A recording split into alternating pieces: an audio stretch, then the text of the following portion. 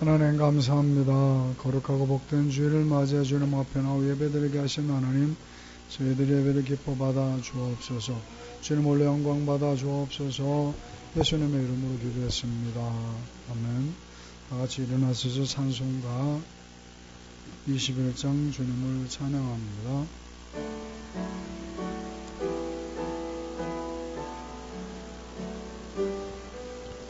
다 찬양하여라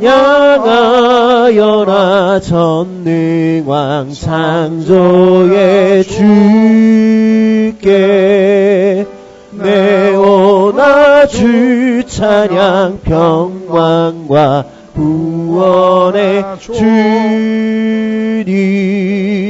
성도들아 주 앞에 이제 나와 즐겁게 찬양하여라. 좀 빠르게 하십니다. 다 찬양하여라 놀라운 만유의 주께 포근한 날개 윈들 품어 주시는 주님 성도들아 주님의 뜻 안에서 내 소원 다 이루리라. 다 찬양하여라 온몸과 마음을 바쳐 이 세상 만물이 주 앞에 다 나와 찬양 성도들아 기쁘게 소리 높여 영원히 찬양하여라.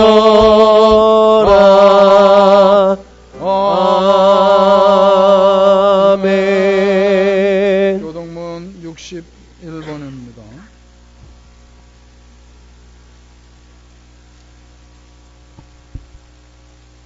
교동문 61번 함께 교독하겠습니다. 제가 먼저 교독합니다. 내가 소리내어 여호와께 부르짖으며 소리내어 여호와께 부르짖으며 내가 내 원통함을 그의 앞에 토로하며 내 우환을 그 앞에 진술하는도다. 내 영이 내 속에서 상할 때에도 주께서 내 길을 아셨나이다. 내가 가는 길에 그들이 나를 잡으려고 올무를 숨겼나이다. 오른쪽을 살펴보소서. 나를 아는 이도 없고 나의 피난처도 없고 내 영혼을 돌보는 이도 없나이다. 여호와여 내가 주께 부르짖어 말하기를 주는 나의 피난처시요 살아있는 사람들의 땅에서 나의 분기시시라 하셨나이다. 나의 부르짖음을 들으소서. 나는 심히 비천하니이다. 나를 핍박하는 자들에게서 나를 건지소서. 그들은 나보다 강하나이다. 내 영혼을 옥에서 이끌어내사 주의 이름을 감사하게 하소서. 주께서 나에게 갚아주시니 의인들이 나를 두루리이다. 아멘. 사도신경으로 신앙 고백합니다. 나는 전능하신 아버지 하나님 천지의 창조주를 믿습니다. 나는 그의 유일하신 아들 우리 주 예수 그리스도를 믿습니다. 그는 성령을 잉태되어 동정녀 마리아에게서 나시고 본디오 빌라도에게 고난을 받아 십자가에 못 박혀 죽으시고 장기전에 사흘 만에 죽은 자 가운데서 다시 살아나셨으며 하늘을 쉬어 전능하신 아버지 하나님 우편에 앉아 계시다가 거기로부터 살아있는 자와 죽은 자를 심판하러 오십니다. 나는 성령을 믿으며 거룩한 공교와 성도의 교조와 죄를 용서받는 것과 몸의 부활과 영생을 믿습니다. 아멘. 앉으셔서 오늘 드려질 예배에서 우리 한번 기도하도록 합시다. 하나님 기뻐하시는 예배가 되지 않겠습니까? 예배의 성공자가 인생의 성공자가 되라 할 만큼 예배가 그렇게 소중한데 우리가 정말 그런 믿음의 자세로 나와야지 한번 우리 스스로 돌이켜보았으면 좋겠습니다. 예배에 집중할 수 있는 그런 믿음의 자세인지 혹시 지금도 나는 잡념에 잠겨 있지 않은지 형식적인 것은 아닌지 돌이켜보면서 하나님 이 시간만큼이라도 하나님 기뻐하실 만한 예배가 되길 예배에 집중하게 달라고 주님께서 기뻐하실 만한 예배가 되게 달라고 주님께서 지금 이 자리에 좌정하고 계신데 그 좌정하신 우리 하나님을 우리가 느끼면서 두려운 마음으로 주님을 경외하는 마음으로 예배드리게 달라고 부정한 정 입술의 능력을 달라고 우리 조그맣게 주 한번 외치고 기도합니다. 주여 할렐루야. 하나님 아버지 감사합니다. 저를 사랑하셔서 이렇게 주님 앞에 예배드리게 하신 하나님 영광을 받아주옵소서. 주님께 기뻐하시는 예배가 되죠. 한 주간의 삶을 돌이켜보면 너무 아버지 앞에 허물을 보였어.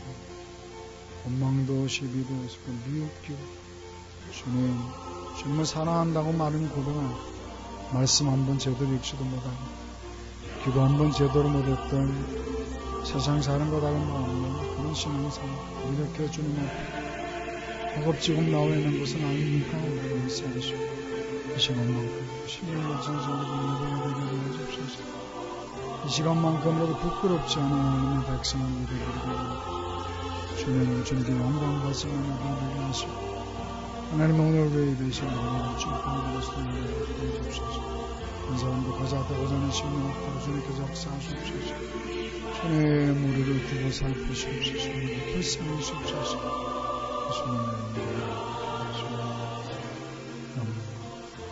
하나님 감사합니다. 저를 사랑하셔서 오늘도 주의 전을 불러 모시고 예배드리게 하신 하나님 영광을 받아 주옵소서. 아버지께서 기뻐하시는 예배를 드리기를 원합니다. 그러나 하나님 한 주간의 삶을 돌이켜보면 우리가 하나님의 자녀답게 살지 못했고 미워했으며 혈기 부렸으며 심지어 남을 소리까지 하면서 부끄러운 한 주간의 삶이었기에 주님 앞에 예배드리기를 너무나 부끄러워할 수밖에 없습니다. 그러나 주님 우리를 긍휼 베푸셔서 우리가 이 시간 주님 앞에 모든 죄들을 고백할 때 주님의 귀하신 보혈로 깨끗게 하시고 이 시간만큼이라도 신령과 진정으로 마음과 뜻과 정성으로 드려지는 예배가 되게 하시고 과연 너희들은 예배다운 예배자였노라고 하나님께 인정받을 수 있는 축복의 예배자가 되게 도와주옵소서. 아침 일찍부터 나와 주님을 섬기는 아름다운 손길들 주님 기억하시고 주님께서 요셉의 형통함으로 복을 내려주시옵소서. 어디서 무엇을 하든지 간에 주님께 영광되는 예배 준비원들이 되게 도와주시고 주님께 자랑스러운 예배원이라고 인정받게 도와주시옵소서. 부조한 종 세우셨으니 주님 영광 받으시고 주의 말씀이 하나님의 말씀으로 받아지게 하시고 믿는 자 속에 놀라운 역사가 나타나게 도와주옵소서. 예배 시종을 주님께 맡기며 예수님의 이름으로 기도했습니다.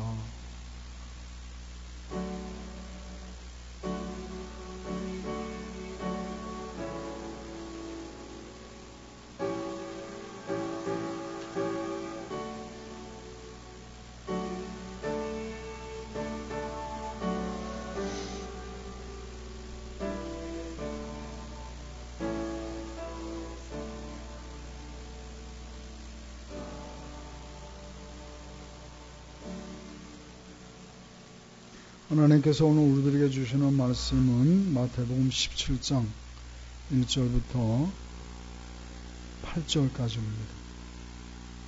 마태복음 17장 1절부터 8절까지. 제 페이지로는 신약 28쪽입니다. 마태복음 17장 1절부터 8절까지. 같이 교도가도록 합니다. 제가 먼저 읽겠습니다. 엿새 후에 예수께서 베드로와 야고보와 그 형제 요한을 데리시고 바로 높은 산에 올라가셨더니 그들 앞에서 변형되사 그 얼굴이 해같이 빛나며 옷이 빛과 같이 희어졌더라. 그때 모세와 엘리야가 예수와 더불어 말하는 것이 그들에게 보이거늘 베드로가 예수께 여짜와 이르되 주여 우리가 여기 있는 것이 좋사오니 만일 주께서 원하시면 내가 여기서 초막 셋을 짓되 하나는 주님을 위하여 하나는 모세를 위하여 하나는 엘리야를 위하여 하리이다. 말할 때 호련히 빛난 구름이 그들을 덮으며 구름 속에서 소리가 나서 이르시되 이는 내 사랑하는 아들이요 내 기뻐하는 자니 너희는 그의 말을 들으라 하시는지라. 제자들이 듣고 엎드려 심히 두려워하니 예수께서 나와 그들에게 손을 대시며 이르시되 일어나라 두려워하지 말라 하시니 제자들이 눈을 들고 보매 오직 예수에는 아무도 보이지 아니하더라. 아멘. 가브리엘 찬양단의 찬양 읽겠습니다.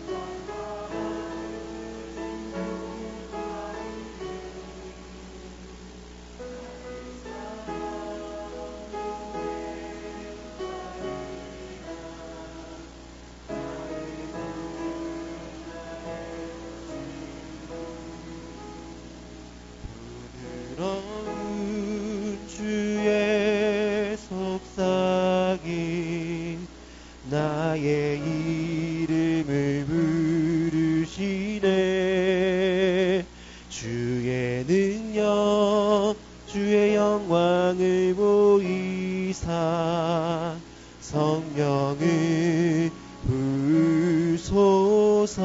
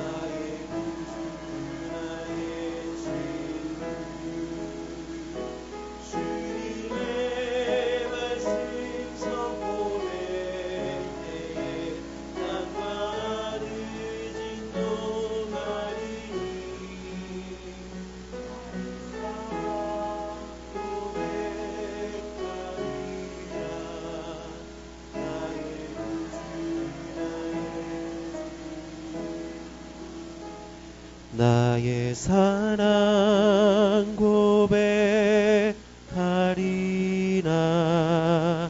나의 구주 나의 친구. 할렐루야. 하나님께 영광 박수 돌리겠습니다. 고맙습니다. 열악한 가운데서도 찬양 준비하는 얼마나 안타까우십니까? 그런데도 하나님께서 이렇게 열심히 내시는 여러분들 성가대원들을 축하하고 기뻐하시고 축복하실 것입니다. 우리 다시 한번 성가대원들을 박수 한번 쳐주십시다. 애쓰셨습니다. 옆에 분들 인사합시다. 은혜 많이 받으세요. 다시 한번 인사합시다. 아로나 고생했다. 우리 강성록 성도님의 딸 민진이도 시험을 치르는데 민진이가 왔으면 같이 위로해 줄 텐데 안 왔어요. 예배 마치고 나서 좀 많이 위로해주고 격려해 주시기를 부탁을 드리겠습니다. 오늘 말씀은 좀 어려울 수 있습니다. 성경 강해에 가까울 정도입니다. 근데 너무 귀한 말씀이기 때문에 여러분들에게 안전할 수가 없어 합니다. 그러므로 우리 수연이나 아니면 윤수 같은 경우는 조금 이해하기가 좀 어렵겠다 생각하겠지만 아론이 이상은 다 알아들으시고 깨닫고 이것 놓고 피를 토하는 심정으로 기도하기를 주님의 이름으로 축원합니다. 정신 바짝 차리고 저를 집중하시기를 축원합니다. 정신 바짝 차리고 저를 집중하시기를 축원합니다. BC와 AD라는 용어가 있습니다. 우리가 살아가는 이 시대를 구분하는 용어입니다. BC 그러면 Before Christ라고 해서 빛 대신 예수님이 2000년 전 이 세상에 오시기 전에 시대를 BC라고 하죠. AD는 예수님이 이 세상에 오신 이후 After Domino 라고 해서 예수님이 이 세상에 오신 이후의 시대를 AD로 표현하죠. 그러면 왜 예수님이 그 분기점, BC와 AD를 나누는 분기점이 됩니까? 그것은 예수님이 오시기 전의 시대는 암흑의 세계, 어둠의 세계였습니다만은 빛 대신 예수님이 이 세상에 오심으로 이 세상이 어둠의 세상에서 빛의 세계로 바뀌었다는 것을 우리가 기념하기 위해서 BC와 AD로 나누죠. 우리 인생도 마찬가지입니다. 우리가 빛 대신 예수님을 내 마음속에 영접하기 전까지 나는 어둠의 세계를 살았습니다. 그래서 내가 예수님을 모시기 전, 빛 대신 예수님을 모시기 전에 내 삶을 내 인생의 빛이라고 말할 수 있습니다. 그런데 빛 대신 예수님의 내 안에 들어오심으로 내가 영접함으로 인해서 내 인생은 무엇으로 바뀌었습니까? 빛으로 바뀌었습니다. 그러므로 내가 예수님을 영접한 이후로는 우리는 내 예수님을 영접한 그 이유를 내 인생의 AD라고 말할 수 있습니다. 그러면 내 인생의 AD가 도래했는데, 내 인생의 AD가 시작이 됐는데, 그렇다면 내 인생의 AD가 도래했다는 증거가 뭐냐? 빛 대신 예수님이 내 안에 들어오셨는데, 그렇다면 빛 대신 예수님이 내 안에 들어오셨다는 결정적인 증거가 뭐냐고 말. 보여져야 될 거 아니냐고 말. 여러분들이 빛된 자녀가 되었는데 그럼 그 증거가 뭐냐고 말. 그 증거를 오늘 본문 사건은 두 가지로 해답을 주고 있습니다. 오늘 본문 말씀은 예수님께서 3년간 메시아로 사역을 하시게 되는데, 그 3년간의 메시아 사역이 마무리 되어 가던 즈음에 있었던 사건입니다. 예수님께서 몇 살 때부터 메시아로서 사역을 시작하셨죠? 아로나? 30살. 그죠? 어우, 잘하네. 30살 즈음에 메시아로 활동을 하십니다. 몇 년간? 3년간. 그 3년간 뭐 하셨죠? 당신이 하나님의 아들로서 메시아의 사역을 감당하게 오셨다는 것을 전하셨죠. 그리고 3년간 메시아로 사역을 하시던 중에 이제 마무리 단계에 어느 날 예수님께서 12명의 제자 중에 3명, 베드로와 야고보와 요한을 내리시고 1절로 보면 높은 산에 오르셨다라고 기록하고 있습니다. 여기서 말하는 높은 산은 후세대 사람들이 예수님이 변형된 모습을 기념하기 위해서 따라합시다. 변화산이라고 불렀습니다. 예수님을 따라 베드로와 야고보, 요한이 이 높은 산에 올랐는데 그들은 충격적인 사건을 경험하게 됩니다. 예수님이 변형되셨던 겁니다. 2절을 보면 예수님께서 얼굴이 해처럼 빛나셨을 뿐만 아니라 당신께서 입으신 옷이 빛처럼 휘어졌습니다. 그뿐만이 아니었습니다. 언제 나타나셨는지 구약을 대표하는 누구? 엘리야와 모세가 예수님과 함께 대화를 나누고 계셨습니다. 수천 년 전에 돌아가셨던 그들의 조상 중에 엘리야와 모세가 예수님과 대화를 나누고 계신 분입니다. 이런 일이 있을 수가 없습니다. 오늘 본문에는 기록되어 있지 않지만 그러나 동일한 사건을 기록하고 있는 누가복음을 보면 모세와 엘리야가 예수님과 함께 예수님의 죽음에 관해서 대화를 나누고 계셨다라고 기록하고 있습니다. 세상말로 놀랄 노자입니다. 그뿐만이 아니었습니다. 변화산에 오른 베드로와 야고보와 요한을 하나님께서 빛난 구름으로 덮으시고 그 안에서 하나님의 말씀이 하나님의 음성에 들렸습니다. 뭐라고? 이는 내 사랑하는 아들이요 내 기뻐하는 사람. 그러니 베드로와 야고보와 요한은 변화산에 올랐을 때 예수님을 새롭게 바라보게 된 겁니다. 야, 우리 예수님의 이런 예수님이셨구나. 비로소 새삼스럽게 체험하게 된 거죠. 오늘 이 사건을 통해서 우리 인생의 AD가 도래했다는 결정적인 증거가 무엇인지를 두 가지를 살펴보면서 정말 내 삶 속에 이러한 증거가 나타나고 있는지를 돌이켜보시고 아직 내가 이러한 삶을 살고 있지 못하다면 오늘 이 시간 이후로 모두 다 변화산에 오르시기를 주님의 이름으로 축원합니다. 베드로와 야고보, 요한이 경험했던 그 변화산에 여러분들도 오늘 이후로 올라가는 축복의 기회가 되기를 주님의 이름으로 축원합니다. 그래서 오늘 본문의 제목을 함께 따라 봅시다. 변화산에 오를 때입니다. 변화산에 오를 때입니다. 다시 한번 변화산에 오를 때입니다. 변화산에 오를 때입니다. 베드로와 야고보, 요한이 경험했던 내 인생에 당연히 드러나야 될 AD의 증거가 여러분들의 삶 속에 나타나지 않다면 오늘 이후로 변화산에 오르기를 주님의 이름으로 축원합니다. 그러면 내 인생의 AD가 도래했다는 그 결정적인 증거 첫 번째가 뭐냐? 따라합시다. 십자가의 의미를 체험하자. 다시 한번 십자가의 의미를 체험하자. 십자가의 의미를 체험하자. 5절 말씀 함께 읽어봅니다. 5절 말씀 시작.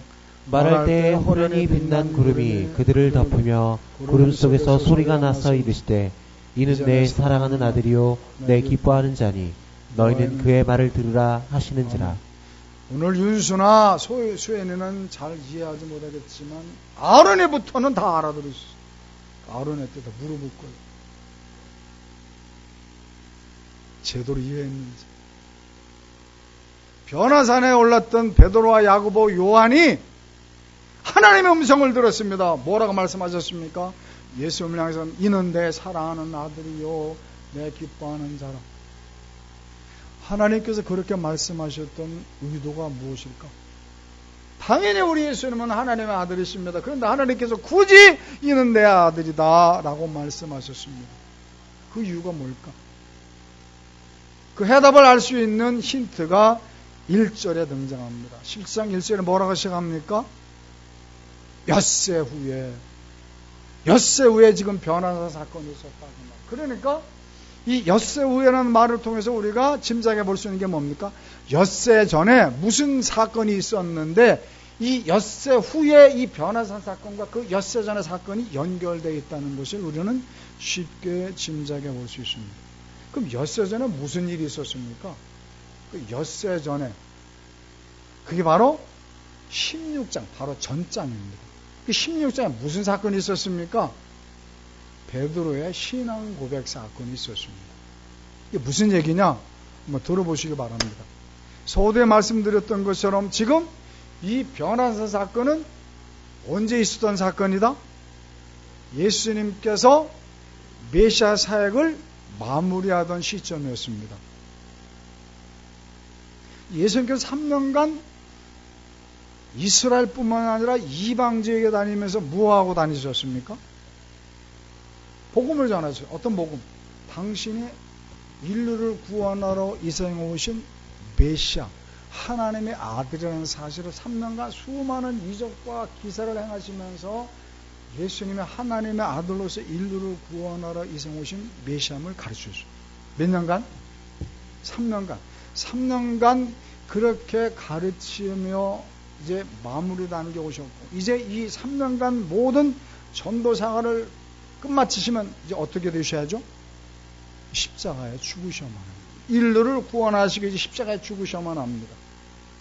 인류의 조상 아담과 하와가 에덴 동산에서 범죄함으로 초래되었던 이 세상의 저주, 슬픔과 고통과 아픔과 괴로움과 온갖 질병으로 가득 찬 저주를 예수님께서 풀어주시기 위해서 어떤 예수님? 하나님의 아들이신 예수님이 이 저주를 풀어주기 위해서 아담과 하와가 지었던 죄 때문에 오염될 수밖에 없었던 세상의 저주, 슬픔과 질병과 고통과 온갖 괴로움, 온갖 질병들로부터 이 저주를 풀어주기 위해 예수님이 희생제물이 되어 예수님의 희생제는 대가로 세상의 저주를 풀어주기 위해 예수님이 십자가에 죽으셔야만 합니다. 그러니까 세상 사람들이 예수님께서 3년간 가르쳤던 것을 사람들이 이해하고 있어야만 합니다. 우리 예수님이 하나님의 아들로서 세상의 저주를 풀어주기 오신 메시아구나. 예수님이 하나님의 아들임을 세상 사람들이 이제 이해하고 있어야만 합니다. 만일 예수님이 하나님의 아들, 세상의 저주를 풀어주기 오신 메시아란 하나님의 아들이라는 사실을 모른다면, 이해하지 못한다면 예수님이 십자가에 죽어도 아무런 의미가 없습니다. 그렇지 않겠습니까? 예수님이 하나님의 아들인 줄 알아야, 저주를 풀어주기 위한 하나님의 아들로서의 메시아임을 알아야 예수님이 십자가에 죽으실 때 예수님이 희생제물이 되심으로 우리의 저주를 풀어주셨구나. 이제 비로소 우리는 행복을 누리며 살 수 있겠구나. 그걸 깨닫게 될 텐데, 예수님의 하나님의 아들이심을 이해하지 못하고 깨닫지 못했다면 예수님이 죽어도 아무런 의미가 없죠. 그렇지 않겠습니까? 그래서 3년간 마무리 지어가던 중에 16장에서 예수님께서 제자들을 그러죠. 얘들아, 세상 사람들이 나를 누구라고 그러디? 왜 물어보셨을까? 사람들이 제대로 예수님을 이해하고 있는지를 궁금하셨기 때문입니다. 그랬더니 낙심천만한 대답들을 제자들이 합니다. 예수님을 선지자라고 그러대요. 그러죠. 기가 막힌 겁니다. 이제 곧 십자가 못 박혀 죽으셔야 할 텐데, 예수님의 메시아라는 걸 알아야 십자가의 죽음이 저주를 풀어주기 위한 희생제물이 되는 것임을 깨달을 텐데, 그래야 그들이 이제 저주에서 풀어나서 행복을 만끽하며 살 텐데, 아직도 예수님이 메시아인지를 모르고 선지자, 지금으로 말하면 아주 훌륭한 목사님이라고 합니다. 그러는 거다. 그러니 예수님이 기가 막힌 겁니다. 기가 막힌. 예수님이 죽으면 뭐 할 거예요? 의미가 없어지죠. 저주가 풀렸는지도 모르기 때문에. 낙심천만한 예수님께서 제자들에게 물었습니다. 그래? 그렇다면 너희들 보기에 나는 누구냐? 그랬더니 수제자 베드로가 아주 예수님의 마음을 시원케 하는 대답을 하죠. 뭐라고? 주는 그리스도시요 살아계신 하나님의 아들이십니다.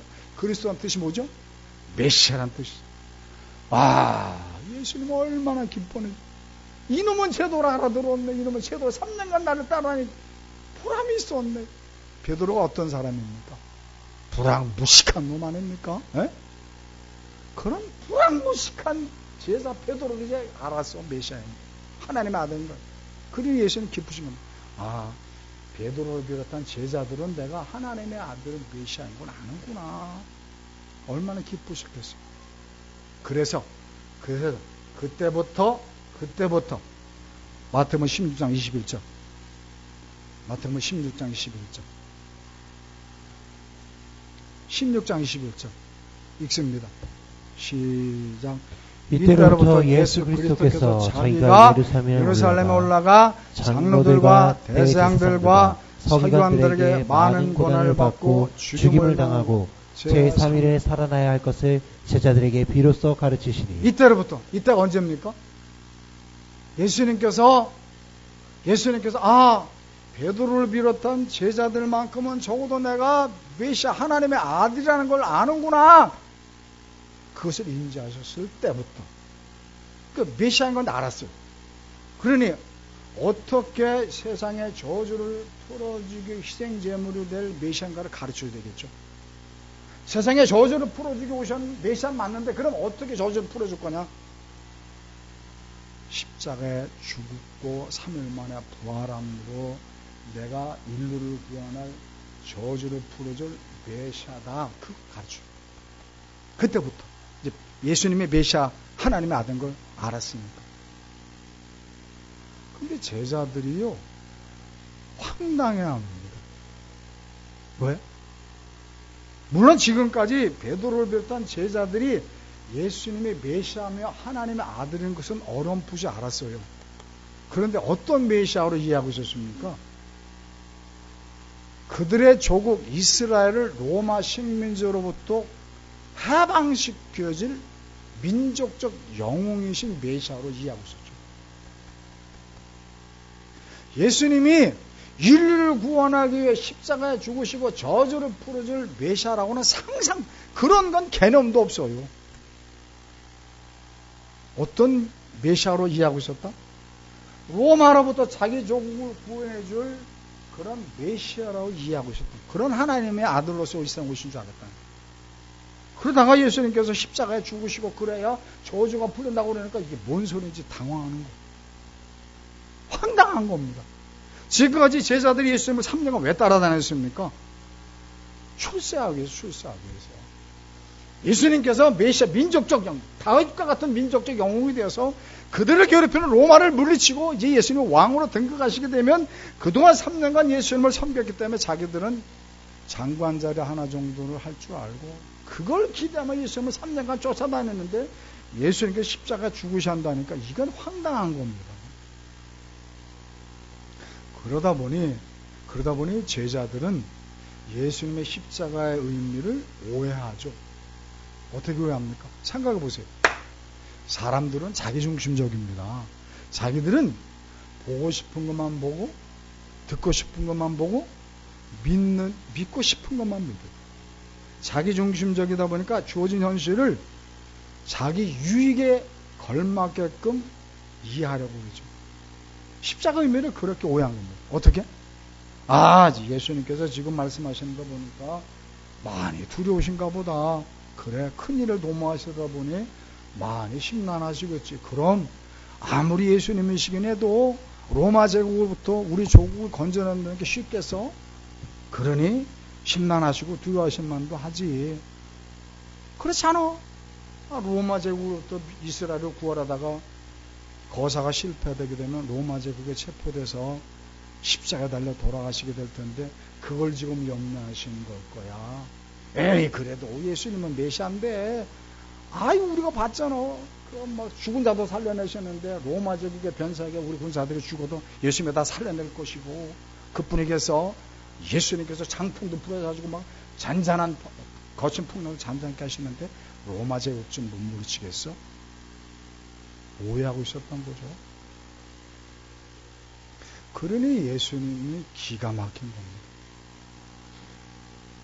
당신이 하나님의 아들 메시아라는 의미는 저주를 풀어주기 위해서 슬픔과 고통부터 자유를 주기 위해서 질문부터 자유를 주기 위해서 십자가에 죽으신 건데 그걸 이해하지 못하는 겁니다. 십자가 의미를 이해를 못하는 겁니다. 그래서 속이 상해서 그래서 제자 베드로, 야고보, 요한을 대표로 변화산에 데리고 올라갔던 거죠. 왜? 십자가 의미를 정확히 가르치기 위해서 예수님이 변화산에 변환되셨습니다. 어떻게? 해처럼 빛나셨습니다. 하나님의 영광을 체험한 겁니다. 그뿐입니까? 하나님의 음성이 들렸습니다. 그뿐입니까?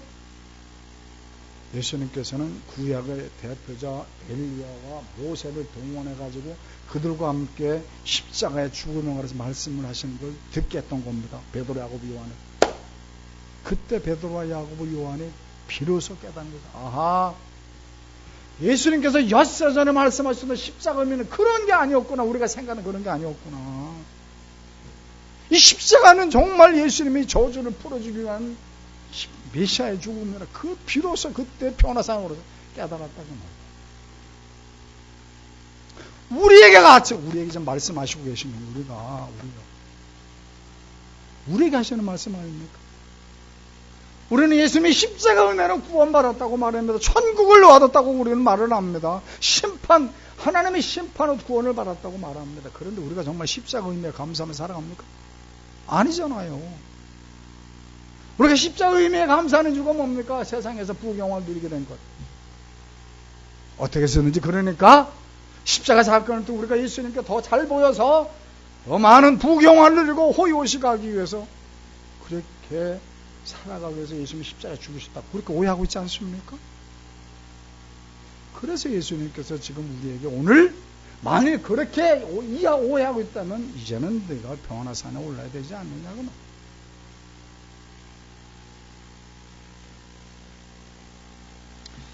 우리가 너무나 잘 아는 독일의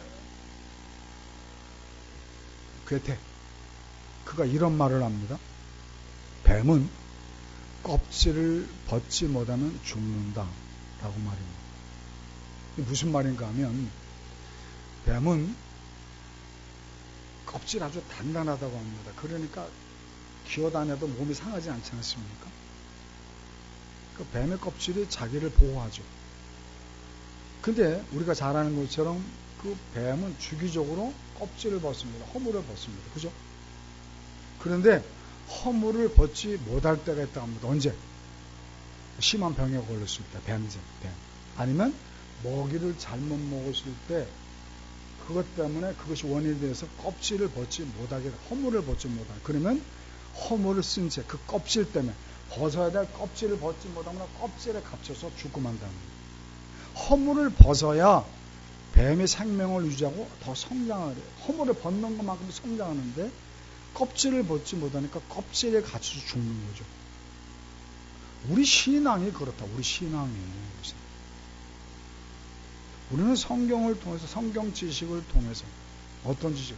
성경을 읽어서가 아니라 귀동냥으로 들은 십자가 의미를 이해하고 있어요. 그죠? 하나님께서는 거기에 그쳐서는 안 됩니다. 허물을 벗어야 됩니다. 허물을. 십자가 의미를 제대로 우리가 체험할 수 있도록 이제는 변화산 하트를 예수님을 만나는 것이 아니라 이제는 어디서? 변화산 위에 계신 예수님을 만나기 위해서 허물을 벗어야 한다고 가르치고 계신 것입니다. 더 이상 우리는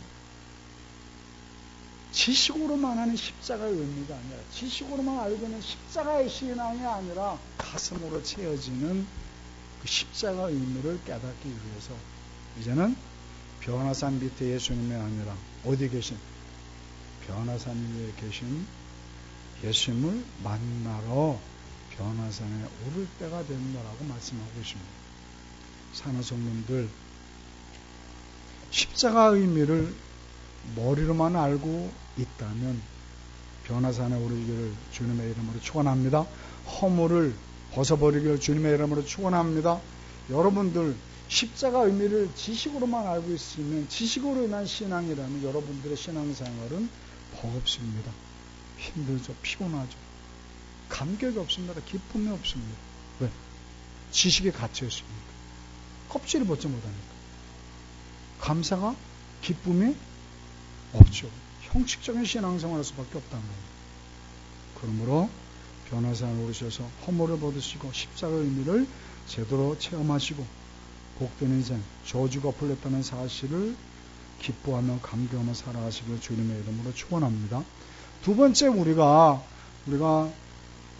어떻게 내 인생에 AD가 도렸다는 것을 어떻게 증명할 수 있습니까? 따라합시다. 참된 행복을 누리자. 참된 행복을 체험하자. 다시 한번 참된 행복을 체험하자. 참된 행복을 체험하자. 2절 말씀입니다. 함께 읽어보겠습니다. 2절 말씀. 시작. 그들 앞에서 변형되사 그 얼굴이 해같이 빛나며 옷이 빛과 같이 휘어졌더라. 예수님을 따라 변화산에 올랐던 베드로와 야고보, 요한이 하나님의 영광을 체험합니다. 예수님의 얼굴이 해처럼 빛나셨습니다. 당신께서 입으신 옷이 빛처럼 휘어졌습니다. 그 말은 베드로와 야고보, 요한이 영안이 열리면서 하나님의 영광을 체험했다는 겁니다. 그 광경이 얼마나 충격적이었던지 동일한 사건을 기록하고 누가복음을 보면 베드로가 이렇게 고백합니다. 찾아봅니다. 누가복음 9장 33절입니다. 누가복음 9장 33절. 이따 아우론한테 물어볼 거예요. 저도 듣고 있는지. 누가복음 9장 33절. 함께. 여기서 두 사람은 예수님과 대화를 나누시던 엘리야와 모세가 떠날 때죠. 33절 읽습니다. 시작. 두 사람이 떠날 때 베드로가 예수께 여짜오되 주여 우리가 여기 있는 것이 좋사오니 우리가 초막셋을 짓되 하나는 주를 위하여 하나는 모세를 위하여 하나는 엘리야를 위하여 하사이다. 자기 하는 말을 자기도 알지 못하더라. 여기서 우리가 주목해야 할 말, 우리가 여기 있는 것이 좋사오니, 또 하나는 자기 하는 말을 자기도 알지 못하더라. 지금 그들은 놀라운 사건에 충격에 빠졌습니다. 영적 패닉 상태에 빠졌습니다. 하나님의 음성을 들었습니다. 예수님의 변형된 모습을 보셨습니다. 그들의 조상 중에 구약을 했다는 엘리야와 모세까지 경험했습니다. 그들은 영적 패닉 상태에 빠집니다. 그곳이 바로 천국이었습니다. 얼마나 거기가 감격스럽던지 베드로가 뭐라고 합니까? 주님, 저주가 많으면 세상에 내려가지 말고 여기서 사십시다. 여기가 진정한 천국 아니겠습니까? 삽시다. 베드로가 너무 감격스러워서 그렇게 고백을 합니다. 베드로가 경험했던 건 뭡니까? 천국을 경험한 겁니다. 그 광경을 목격하면서 베드로는 수제자니까 이런 정말 놀라운 충격적인 사건 속에 예수님께서 무언가 의미 있는 일을 해야 될 것만 같습니다. 그래서 그거 뭐라고 고백합니까? 주님, 내가 이곳에 정말 의미 있는 일을 하겠습니다. 예수님을 위해서, 그리고 엘리야를 위해서, 모세를 위해서 초막셋을 짓겠습니다. 이게 무슨 의미인가 하면요, 중동 지방에서 귀한 손님이 찾아오면 그에게 최고의 예우를 갖추기 위해서 초막을 지었습니다. 그러니까 지금 베드로가 초막셋을 짓겠다는 것은 무슨 의미입니까? 하나님께 최상의 예배를 드리겠다는 것은 말입니다. 그 말은 우리가 십자가 은혜를 정말 체험한 자들이 맞다면, 정말 그것을 체험한 자가 맞다면 우리는 최고의 하나님 앞에 예배를 드릴 수 있는 믿음을 갖추는 건 너무나 당연하다는 거죠. 하나님의 영광을 체험하는 자들이 예배를 소홀히 할 수 있겠습니까? 십자가 은혜를 정말 깨달은 자들이 예배를 소홀히 할 수 있겠습니까? 천만의 말씀이죠. 만일 그러지 못하면 변화상에 어쩌면 올라갈 때다 그 말이에요. 이 비슷한 사건을 경험했던 사도 바울이 하나님의 영광을 경험하고나서 그거 뭐라고 고백합니까? 내가 하나님의 영광 경험하고 났더니 내가 그토록 추구하던 세상 모경화 뭐더라? 똥이더라, 똥. 그만큼 하나님의 영광을 체험한 게 그렇게 큰 축복이라는 거죠. 우리가 그런 하나님의 영광을 경험해야 되지 않아요? 왜? 그것 때문에 예수님이 십자가 죽으셨는데, 그럼 우리는 그걸 경험하지 못했다면 변화산 밑에 있는 예수님이 아니라 이제는 변화산 위에 계신 예수님 만나야 되는 것 아니냐고 말이에요. 우리가 너무나 잘 아는 파스칼의 팡세. 팡세에 보면 파스칼이 그런 고백을 합니다. 파스칼 아시죠? 17세기 최고의 수학자입니다. 그는 심리학자시며 철학자시며 더더군다나 신학자였습니다. 그가 1654년 11월 13일 놀라운 영적 은혜를 체험하게 되죠. 그날을 기념하기 위해서 그가 이렇게 고백합니다. 그날을 불에 휩싸인 은총의 밤이었다라고 고백합니다. 그날 예수님이 찾아오셨던 겁니다. 그날 하나님을 인격적으로 만났고, 그리고 그날 하나님의 하나님됨을 체험한 날이거든요. 우리 모두가 그런 날을 체험하기를 주님의 이름으로 축원합니다. 그가 그렇게 고백합니다. 그가 하나님을 만나고 나서 그 하나님을 그렇게 표현합니다. 숨어 계신 하나님이시다. 우리 하나님 어떤 하나님? 숨어 계신 하나님. 당신께서 우리에게 계시해 주셔야만 만날 수 있는 하나님. 숨어 계신 하나님, 또 우리가 그분을 만나기 위해서 우리는 어찌해야 됩니까? 부르짖기 되죠. 왜? 성경에서 그렇게 가르치고 있습니까? 예레미야 33장 다 아시잖아요. 너는 내게 부르짖으라. 그때 내가 너에게 은밀한 일을 보여주겠다. 당신께서 보여주겠다. 이사야 58장 네가 부를 때 내가 응답하겠고, 네가 부르짖을 때 내가 여기 있다 하리라. 만나주겠다 약속하지 않으셨습니까? 그렇게 주는 만나라. 시편 34편 8절입니다.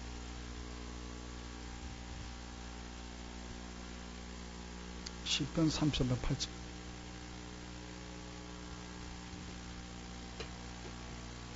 찾았습니까? 같이 읽습니다. 34편 8절. 네?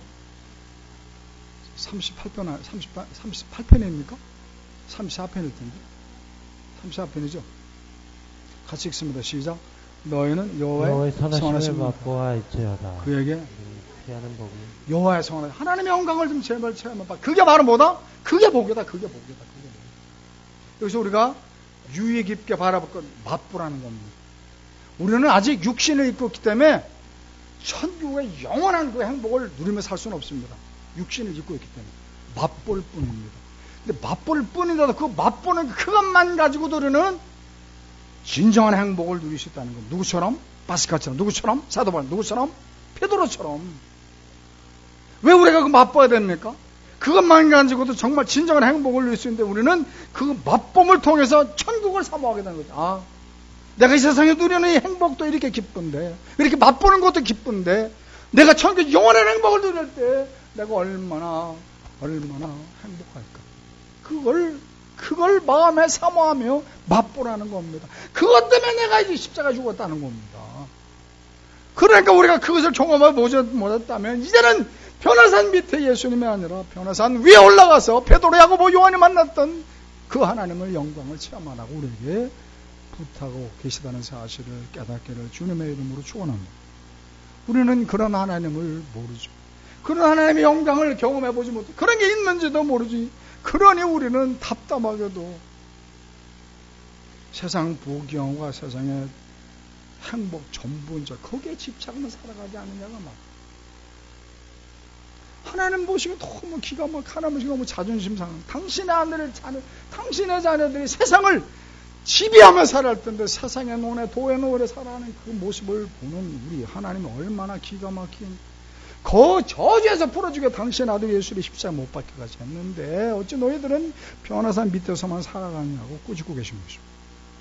그럼 오늘 말씀을 통해서 내가 여전히 십자가 참된 진리의 말씀을 체험하지 못하고 머리로만 알고 있다면 허물을 벗으시기 위해서 변화산 위로 올라가시고 어떻게 말씀으로 무장해야죠. 우리가 아는 지식, 귀동량을 아는 어설픈 지식 아닙니까? 하나님의 말씀은 살에 구운 동력 있는 말씀, 우리 혼과 영과 관절과 고설질을 쪼개는 말씀, 성경 66권 전체가 십자가에 관해서 말씀하고 있는데 그저 귀동량들 몇 마디 가지고 우리는 십자가면 다 아는 것처럼 그러니 능력이 나타나지 않고 그러니 우리 신앙생활이 너무 무기력하고 그러니 우리 신앙생활이 너무나도 힘들고 버겁게 여겨지지 않느냐고 말. 사랑하는 성도님들은 변화산 위에 계신 하나님 만나시고 그래서 감격 속에 기쁨 속에 진정한 행복을 누리며 살아가시는 우리 귀하신 성도님 되시길 주님의 이름으로 축원합니다. 우리 함께 기도의 자세를 취하지 않게 기도합시다. 하나님, 나는 변화산 위에 예수님을 만난 자입니까? 아니면 변화산 밑에 예수님을 믿고 사는 자입니까? 주님께서 허물을 벗으라고 말씀하시니 주님의 영광을 체험하라고 말씀하시니 주님의 영광을 체험하시는 믿음을 달라. 아직 우리는 연약한 믿음이라고 이제 허물을 벗을 때가 되었으면 이제 내가 변화산에 오르겠노라고 말씀을 통해서 주님을 만나 기도로 주님의 영광을 체험하라. 하나님의 백성들에게 살아보겠노라고 조금만 주문하시고 기도합니다. 주여 할렐루야. 하나님 아버지 감사합니다. 저를 사랑하셔서 오늘 주어진 우리의 모습을 해드리겠습니다. 영광을 받아주옵소서. 주님 우리를 너무나 커서 주님 우리를 너무나 커서 주님 우리를 불쌍히시옵소서. 변화산에 오르기를 원합니다. 주님 우리 변화산에 위해서 체험하겠습니다. 베드로 야고보를 체험했던 것처럼 십자가 의미를 가슴으로 체험하겠습니다. 베드로 야고보 요한이 하나님의 영광을 경험했던 것처럼 주의 음성을 들었던 것처럼 그렇게 주님 만나고 싶습니다. 주님의 선하심을 맡고 주님의 삶에서 주님의 역사를 주시옵소서. 하나님의 자주신 것에서 믿음을 얻게 주옵소서. 예수님의 이름으로 기도합니다. 하나님 감사합니다. 오늘도 주의 전을 불러모시고 말씀을 통해서 우리를 깨우쳐 주신 하나님, 우리가 지금껏 변화산 밑에서 예수님을 만났다면 이제는 변화산 위에 올라가시는 믿음을 갖게 해주옵소서. 하나님의 말씀으로 기도로 주님의 영광을 체험하시도록 변화산에 오르게 도와주옵소서. 말씀으로 올라가기를 원합니다. 기도로 올라가기를 원합니다. 주님 우리에게 믿음을 도하여 주옵소서. 예수님의 이름으로 기도했습니다. 아멘. 찬송가 85장 찬양하시면서 헌금 준비하신 분 헌금하시기 바랍니다.